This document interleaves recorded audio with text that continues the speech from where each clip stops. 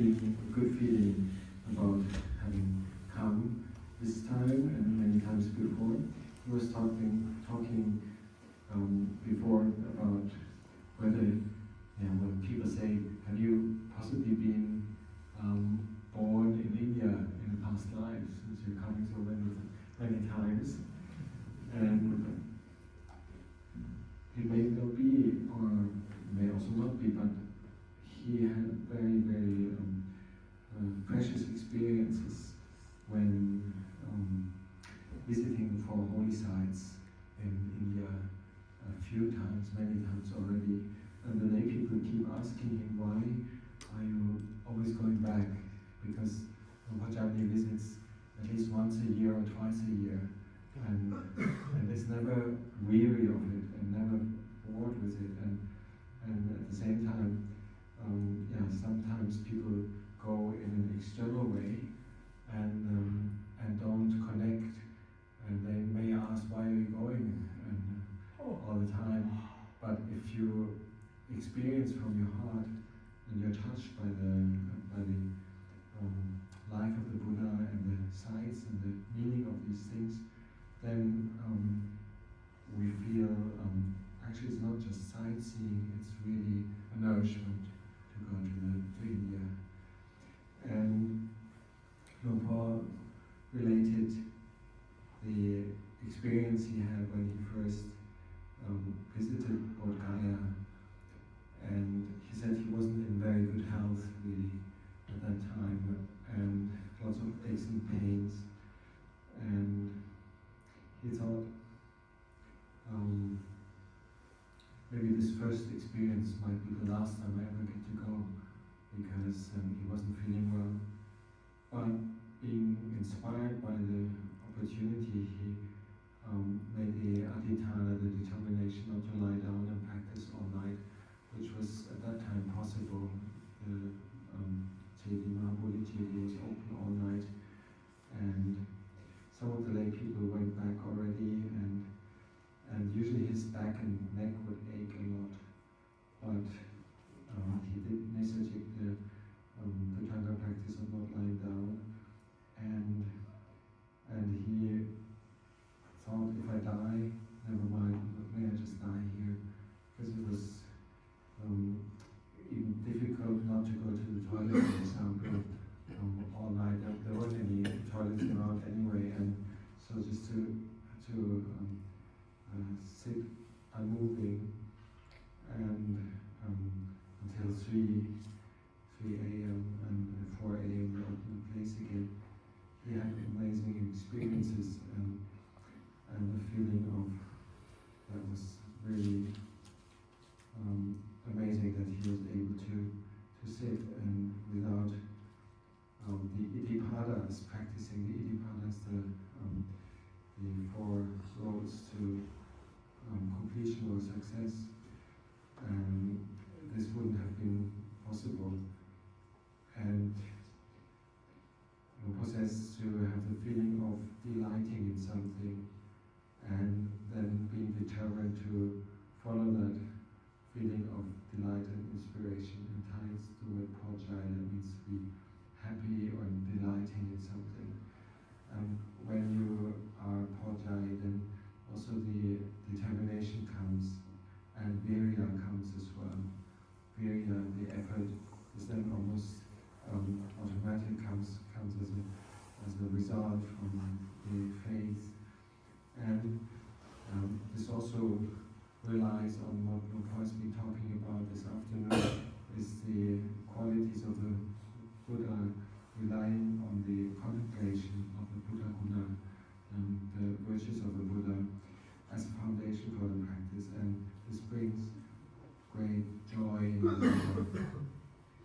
and may result in the effect that we can sit all night without getting up until the next morning. And so his first visit in Bodh Gaya was a real amazing experience, and he understands why people call this a sacred place. And why does it become sacred? It's because of the faith that we have. You know, also, the Buddha talks about that the holy sites for people of good households who have faith, then this will have a very strong effect to see the four holy sites. And faith always is in combination with wisdom. Sattva and Padya go along. It's not enough to simply have faith and go and see things, but if one combines it with contemplating the virtues of the Buddha and the true nature of the Buddha, then piti, like natural joy, arises, and what one can experience is really a sacred experience, or almost like a miracle. So, having faith in Buddha and Dhamma Sangha is a very important thing for the practice. And that's why the Buddha said if one visits four holy sites with a mind of faith, which is always emphasized in the way he says it, then it may close the gates to the lower realms and opens the door for higher realms. And experiencing piti and sukha is something that makes one feel very amazed, very like it's almost like a miraculous experience. What it actually is like is what we call pachatam, something that you experience by yourself and only you can tell. That means pachatam. And so when people ask why do you go so often, that's also pachatam. You have to experience by yourself. Once you feel the feeling for these places, then it becomes apparent. The second most strong experience, second place that he had very strong experiences was in Kusinara, where people feel strong feelings of Dhammasamveka, like a dispassionate, sobering sadness about the world, and elation in combination with that motivates to practice the Dhammasamveka, sense of urgency. And he still doesn't really know what happened when he first went to Kusinara, but he experienced a sort of paralysis. He couldn't move at all. He was standing there, stiff all over the body, just couldn't move, as if he was frozen. And the lay people obviously were very worried, and they held him, and with all the energy of samadhi, just kind of simply said, like, give me a moment, just wait a while. And in this moment, he stood completely still, and then after some time was able to relax. And it was like a very strange experience, but it brought this feeling of Dhammasamveka. And after having relaxed and gradually being able to move again, he then asked everybody to do circumambulation for 3 rounds in order to be relaxed and gradually move very slowly though, and then reciting the Itipiso, the Buddha Dhamma Sangha virtues. It was a very powerful experience. And then when one feels the feeling of Dhammasamveka, and this happens to one, it just feels like there's a teaching apparent. It's like the teacher is coming and teaches you things that that, for example, that the sankharas, all sankharas are not self, are not stable, and having arisen, they must cease. All conditioned phenomena arise and cease, and their stilling is true bliss, true happiness. So these impressions of experience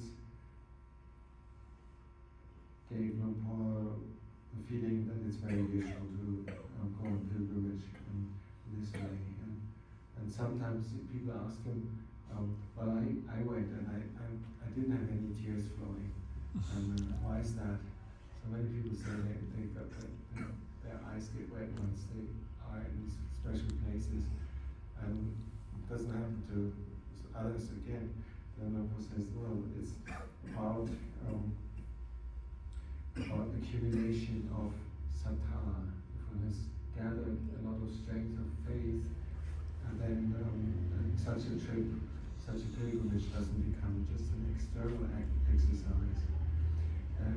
We may know about Anagarika Dhammapala. He had also a very strong experience when he first met the holy sites, and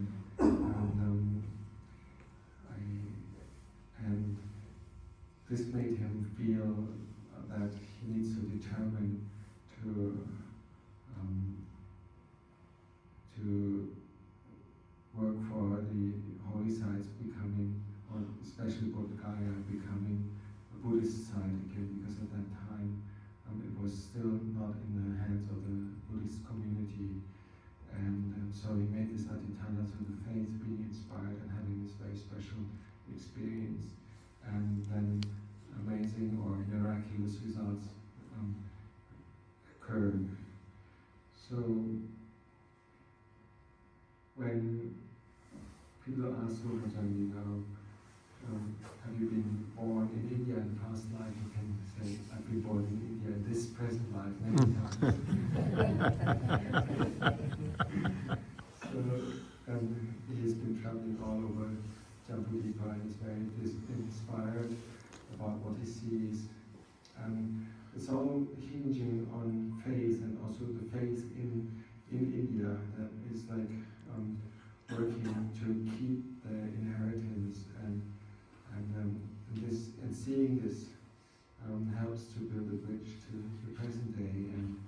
And one aspect in this context is that so many times he was a bit skeptical about material monuments, like I say in temples there are kind of buildings and things like that, or structures that are symbolizing something.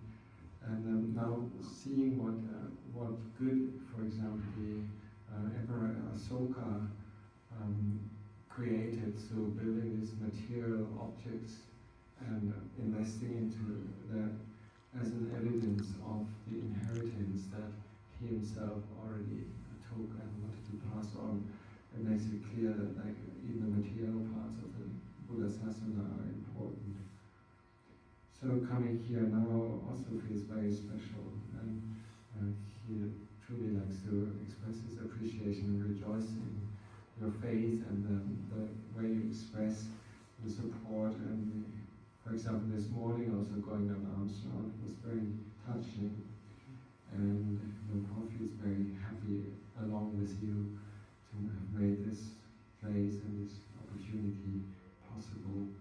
There's some feeling of like if we build up our faith properly, it always supports us almost in a direct way, almost automatic, like in an ongoing way. And for example, if you have a lot of faith, then the faith goes into the right direction, then sila also becomes likewise very pure and very clear and self-evident. And there's no need to make a special determination or speak special words, because it is already there through the sense of restraint and the sense of clarity. And Ajahn Chah many times talked about this, that it's not about speaking the words and that one takes on the precepts, for example. It's about the attitude of being having samvara, to be restrained to body and speech, and the part of the mind, as Paul already mentioned in the first evenings, that follows along to the practice, and may come fairly quickly that through the faith and the samvara and sila, then the practice goes along and the mind gets nourished by that, and amazing experiences